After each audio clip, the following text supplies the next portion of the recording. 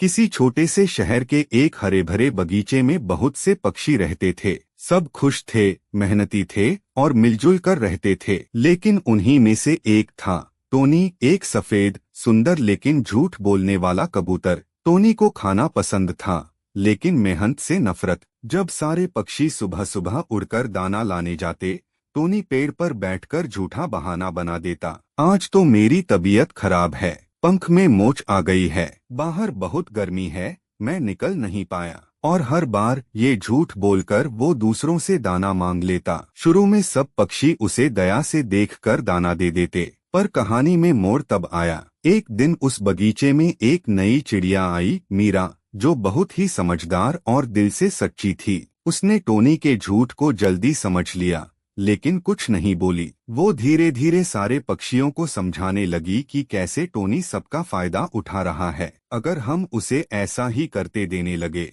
तो उसे कभी सच्चाई का एहसास नहीं होगा।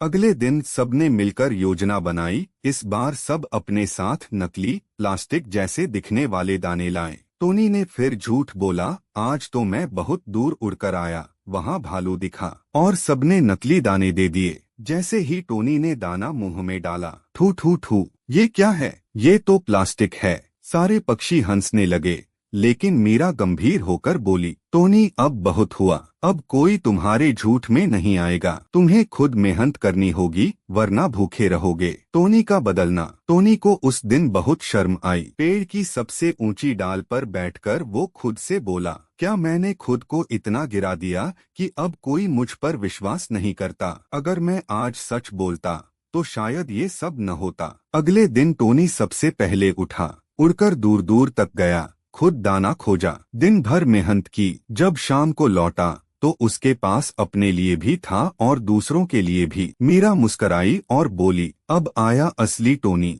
ये है सच्चाई की ताकत, सच्चाई का असर। अब टोनी बगीचे के सबसे भरोसेमंद पक्षी बन गया। सब उससे प्यार करते थे और सबसे खास बात, उसने कभी झूठ नहीं बोला।